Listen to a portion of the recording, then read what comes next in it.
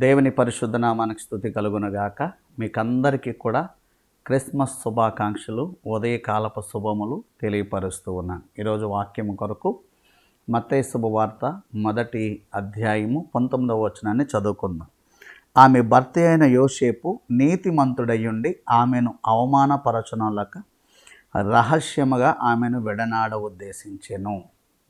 వాక్యంలో మనం చూసినప్పుడు యేసుప్రవారి తండ్రిగా ఉన్నటువంటి యోసేపు మరియకు ప్రదానం చేయబడి యోసేపు గారు ఉన్నారు.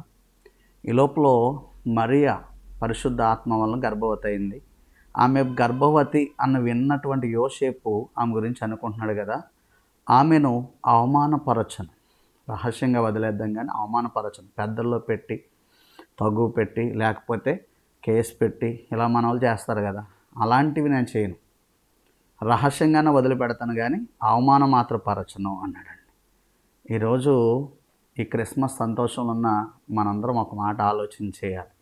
క్రిస్మస్ చేసుకుంటూ హ్యాపీ క్రిస్మస్ అని చెప్తాం, మెర్రీ క్రిస్మస్ అని చెప్తాం, ఏమండి చాలా సెలబ్రేషన్ చేస్తూ ఉంటాం. కానీ ఏం చేస్తూ ఉంటామంటే ఇంట్లో భార్యను అవమానపరుస్తూ ఉంటాం, ఇంట్లో భర్తను అవమానపరుస్తూ ఉంటాం, బంధువులను అవమానపరుస్తూ ఉంటాం, అవమానకరంగా మాట్లాడుతూ ఉంటాం. ఏమండి కొంతమంది భర్తలు అయితే భార్యను కొట్టే వాళ్ళు ఉంటారు, కొంతమంది భార్యలు అయితే భర్తను హింసించే వాళ్ళు ఉంటారు, పుట్టింటి దగ్గర భర్తను లోకొచ్చేసి మాట్లాడే వాళ్ళు ఉంటారు. వీళ్ళందరూ కూడా చర్చికి వెళ్ళి ఏమంటారంటే హ్యాపీ క్రిస్మస్ హ్యాపీ క్రిస్మస్ అంటారు. అవసరమైతే ఆ రోజు భార్యను కొట్టి కూడా చర్చికి వచ్చి హ్యాపీ క్రిస్మస్ చెప్తూ ఉంటారు కదా. అందరికీ ఫోన్లో వాట్సాప్లో షేర్ చేస్తారు హ్యాపీ క్రిస్మస్ అని. కానీ నీ యొక్క మనస్తత్వం ఎలా ఉంది? యోసేపు ఎలాంటి వాడో తెలుసా? ఆయన చేసిన క్రిస్మస్ ఎలాగంటే నేను అవమానపరచకుండా, చూసారా, మన యొక్క క్రిస్మస్ సెలబ్రేషన్ అనేటువంటిది ఎలా ఉండాలి అంటే మన హృదయం ఇతరుల్ని అవమానపరచని స్వభావం, ఇతరుల్ని హింసించని స్వభావం. వాళ్ళండి నిజంగా క్రిస్మస్ చేయాలి. నీ భర్త నీ భార్య ఎలా ఉన్నారు? మీ సంబంధం ఇతరులను ఒకరినొకరు గౌరవించుకుంటూ ఆనందంగా గడుపుతున్నారా? పిల్లలు మీరు ఆనందంగా గడుపుతున్నారా? అప్పుడు కదా క్రిస్మస్ సెలబ్రేషన్. ఇంట్లోనేమో తిట్టుకుంటూ కొట్టుకుంటూ అండ్ హ్యాపీ క్రిస్మస్ అంటే ఏంటి ప్రయోజనం?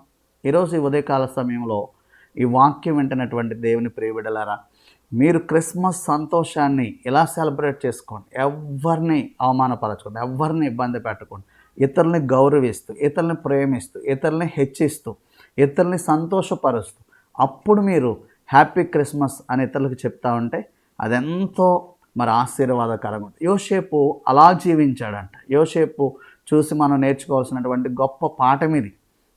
మన స్వభావం కూడా యోసేపులా మారాలి. యోసేపు నీతిమంతుడంట. ఎలాంటి నీతో మీరు గ్రహించండి.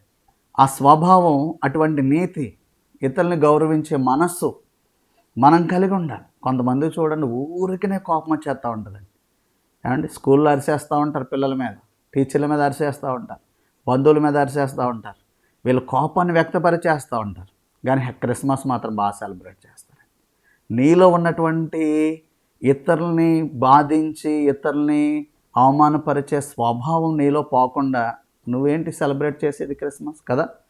నీ క్రిస్మస్ ఇతరుల్ని గౌరవించేదిగా, ఇతరులను ప్రేమించేదిగా, ఇతరుల్ని మరి ఆనందపరిచేదిగా ఉండాలి. అటువంటి స్వభావంతో దేవుని సన్నిధిలో క్రిస్మస్ సెలబ్రేట్ చేసుకోవాలని, అట్టి క్రిస్మస్ జాయ్, అట్టి క్రిస్మస్ ఆనందం నీ కలగాలని, ఇంటిల్లో పాది సంతోషంగా సెలబ్రేట్ చేసుకోవాలని మీకు క్రిస్మస్ శుభాలు తెలియజేస్తూ నేను ఆశీర్వదిస్తూ ఉన్నాను. దేవుడు మిమ్మల్ని దీవించునుగాక. పరమ తండ్రి కుటుంబ క్రిస్మస్ సెలబ్రేషన్స్ అన్నీ దీవించను, ప్రతి కుటుంబాన్ని దీవించి సంతోషంగా సెలబ్రేట్ చేసుకునే భాగ్యం దయచండి. ఈ వాక్యం వారికి ఉపయోగకరంగా దీవెనకరంగా మార్చమని యేసు నామంలో దీవించి అడిగి వేడుకొనుచున్నాను మా పరమ తండ్రి. ఆమేన్. God bless you.